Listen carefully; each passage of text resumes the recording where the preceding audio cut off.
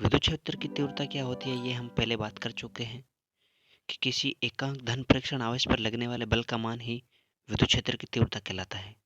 आज हम ये देखने वाले हैं कि कोई किसी क्षेत्र में एक आवेश रखा हुआ है, वो बिंदु आवेश है यानी बिंदुवत आवेश है। उसकी वजह से विद्युत क्षेत्र की तीव्रता का मान कितना होता है यानी E = F/Q0 का मान कितना आता है। तो पहले इसकी परिभाषा देख लेते हैं, इसकी थोड़ी बहुत थ्योरी देख लेते हैं जो आपके नोट्स के लिए काम आएगी।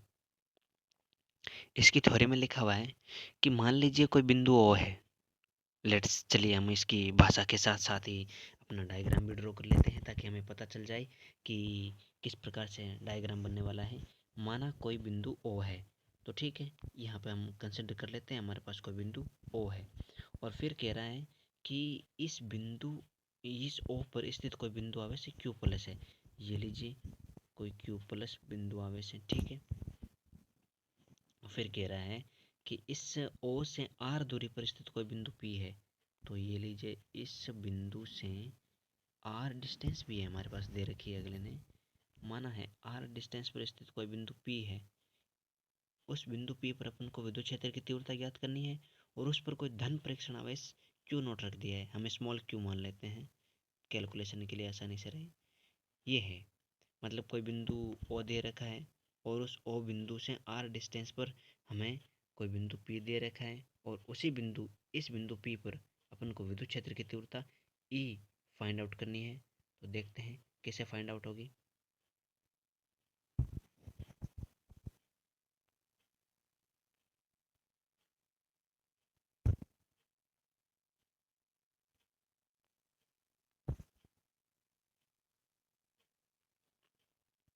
तो विद्युत क्षेत्र की तीव्रता का फॉर्मूला क्या होता है? विद्युत क्षेत्र की तीव्रता का फॉर्मूला होता है E = F/Q0। ये फॉर्मूला होता है यानी एकांक धन प्रेक्षण आवेश पर लगने वाले बल का मान, एकांक धन प्रेक्षण आवेश पर लगने वाले बल का मान विद्युत क्षेत्र की तीव्रता कहलाती है। जरा इस चित्र पर गौर करिए। अपन को देखो ई दे रखा है, यहाँ पे अपन को फाइंड आउट क्या करना है, ऑब्वियसली ई फाइंड आउट करना है। लेकिन ई फाइंड आउट करने के लिए अपन को सबसे पहले क्या क्या टर्म, एक तो एफ चाहिए, एक क्यू नोट चाहिए।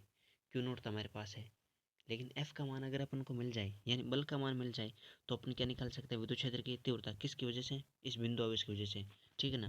तो देखिए बिंदु आवेश की वजह से विद्युत क्षेत्र की तीव्रता का मान निकालने के लिए सबसे पहले अपन को बल की आवश्यकता है और वो बल कौन सा, कूलाम बल निकलेगा। भाई दो आवेश दे रखे हैं यहाँ पे, एक प्लस क्यू दे रखा है और क्यू नोट आवेश दे रखे हैं, तो इनके मध्य जो बल का मान निकलेगा वो तो कूलाम बल होगा।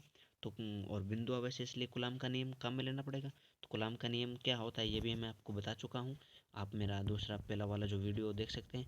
तो आइए देखते हैं कूलाम के नियम से इसका बल कितना होगा। तो क्यू नोट आवेश पर, कूलाम के नियम से क्यू नोट आवेश पर लगने वाले बल का मान, तो F K कांस्टेंट है, दोनों आवेश का गुणा Q और Q नोट और बट्टा में इनके बीच की दूरी का स्क्वायर, ये होता है कूलाम का नियम। तो इस नियम से अपन ने पता लगा लिया कि बल का मान कितना लगने वाला है। अब अपन एक काम करते हैं, इस बल का मान रख देते हैं इस समीकरण में, यानी इस F का जो मान आ रहा है उसको अपन यहाँ पे रख देते हैं। यहाँ पे रखेंगे तो अपन को क्या मिल जाएगी, विद्युत क्षेत्र की तीव्रता। आइए रखते हैं, तो F का मान क्या आ रहा है, K Q नोट और अपॉन में आर स्क्वायर आ रही है, मल्टीप्लाई में क्या आ रहा है, क्यू नोट आ रहा है, क्योंकि ई के बट्टा में ना एफ के, ए के बराबर एफ है और एफ के बट्टा में क्यू नोट आ रहा है। तो ये इतनी वैल्यू जो है ये तो हो गई एफ की और अपॉन में ये आ गया हमारा क्यू नोट, है ना। तो अब क्यू नोट से क्यू नोट क्या हो जाएगा, कैंसिल आउट हो जाएगा। क्यू नोट से क्यू नोट क्या हो गया भैया, कैंसिल आउट हो गया। तो आगे जो टर्म बचेगा वही विद्युत क्षेत्र की क्या कहलाएगी, तीव्रता। तो फाइनली हमारे पास जो विद्युत क्षेत्र की तीव्रता का टर्म आता है वो आता है E = KQ/R का स्क्वायर। ये जो हमारे पास टर्म आया है यही टर्म हमारा कहलाता है विद्युत क्षेत्र की तीव्रता, विद्युत क्षेत्र की तीव्रता का मान, ठीक है ना, विद्युत क्षेत्र की तीव्रता का मान। अब देखते हैं कि इनके मध्य ग्राफ कैसा बनेगा। भाई ई और आर के बीच में अपन ग्राफ प्लॉट करके देखते हैं कि ई और आर के मध्य ग्राफ कैसा बनेगा। आइए, तो एक बात पीछे देखिए, ई और जो आर है ये दोनों आपस में क्या है, आपस में इनवर्सली प्रोपोर्शनल है, यानी एक दूसरे के व्युत्क्रमानुपाती है। ई बढ़ेगा तो आर का मान घटेगा। तो दोनों एक दूसरे के व्युत्क्रमानुपाती है। व्युत्क्रमानुपाती के लिए जो ग्राफ बनता है फिजिक्स के लिए, वो देखते हैं कौन सा बनता है। इस डायरेक्शन में हम मानेंगे हमारा आर का स्क्वायर, और इधर से इस डायरेक्शन में अपन मानते हैं ई, यानी विद्युत क्षेत्र की तीव्रता। अब अपन ने अभी भी देखा है कि एक तरफ है ई और दूसरी तरफ आ रहा है हमारा आर का स्क्वायर। ये कंपैरिजन कर रहा हूँ, ठीक है ना। This is not equal, this is not equal, ठीक है। ये इक्वल नहीं है, कंपैरिजन कर रहे हैं, बस बता रहे हैं। अब देखो क्या होने वाला है। जैसे जैसे ई का मान बढ़ेगा वैसे वैसे आर का मान घटेगा। ये कंडीशन यहाँ पे फॉलो होने वाली है। तो देखिए कैसे फॉलो होगी।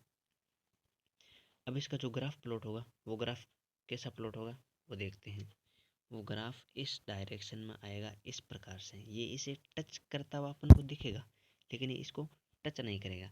अब देखिए इसके अंदर पूरी कहानी क्या होती है। इसको इसी रंग से कर देता हूँ समझने के लिए दिक्कत ना आए, ठीक है ना। अब देखिए क्या होता है। जैसे जैसे आर का मान बढ़ेगा वैसे वैसे ए का मान घटेगा। भाई व्युत्क्रमानुपाती का तो यही मतलब होता है। जैसे जैसे आर का मान बढ़ेगा वैसे वैसे ए का मान घटेगा। तो देखिए यहाँ पर आर का मान देखते हैं, यहाँ पर ए का मान देखते हैं। तो ये लो भैया, इन दोनों का मान यहाँ पर हमने देखा, अप्रोक्सीमेटली सेम सा लिख रहे हैं। लेकिन आगे चलो और चलो और चलो और चलो और चलो, आर का मान बढ़ा रहा हूँ। यहाँ पर आर का मान इतना, यहाँ पर आर का मान इतना, यहाँ पर आर का मान इतना, यहाँ पर आर का मान इतना, यहाँ पर आर का मान इतना। यानी इस डायरेक्शन में जा रहे हैं तो आर का मान तो धीरे धीरे धीरे धीरे धीरे धीरे इंक्रीज हो रहा है। लेकिन ई के मान में क्या रही कमी। यहाँ से ई का मान इतना, यहाँ से आगे चले ई का मान इतना, यहाँ से और चले और कम, और चले जीरो, और चले जीरो, ई का मान जीरो हो गया। हुआ कि नहीं हुआ। इसका मतलब ई जो है वो आर के क्या है, व्युत्क्रमानुपाती है। ई है वो आर के क्या है, व्युत्क्रमानुपाती है। इसका उल्टा भी सही है। इस डायरेक्शन में आप बढ़ते चलो, आप ई का मान बढ़ाते चलो। इस डायरेक्शन में धीरे धीरे धीरे धीरे धीरे धीरे ई का मान बढ़ाते चलो। तो यहाँ से देखो आर का मान यहाँ पे कितना है, इतना। यहाँ तक आएंगे तो आर का मान इतना। देखो धीरे धीरे इधर से कम होता जा रहा है, इधर आ रहा है आर का मान, इस डायरेक्शन में आ रहा है, कम होने वाला है आर का मान। कैसे, यहाँ ई का मान आया, आर का मान यहाँ आ गया, ए का मान यहाँ आया, आर का मान यहाँ आ गया, ए का मान यहाँ पे, आर का मान और नीचे, ए का मान यहाँ पे, आर का मान और नीचे, ए का मान यहाँ पे, आर का मान और नीचे, यहाँ पे और नीचे। ऐसे ऐसे करते करते करते करते ये आर का जो मान है इस डायरेक्शन में क्या हो रहा है, घट रहा है। कैसे, जब अपन इस डायरेक्शन में ए का मान क्या कर रहे हैं, बढ़ा रहे हैं। तो जैसे जैसे ए का मान बढ़ता है वैसे वैसे आर का मान घटता है, और जैसे जैसे आर का मान बढ़ता है वैसे वैसे ए का मान घटता है। यानी दोनों एक दूसरे के क्या है, व्युत्क्रमानुपाती है। अर्थात कोई मान लीजिए हमारे पास प्लस क्यू आवेश दे रखा है, या फिर मान लेते हैं कोई माइनस क्यू आवेश दे रखा है। तो इससे अपन को आर डिस्टेंस पर कोई स्थित बिंदु पी है, उस बिंदु पी पर अगर अपन को विद्युत क्षेत्र की तीव्रता ए का मान कैलकुलेट करना है, तो जितनी ये डिस्टेंस कम होगी, जितनी इन दोनों के मध्य की डिस्टेंस कम होगी, विद्युत क्षेत्र की तीव्रता का मान उतना ही अधिक होगा।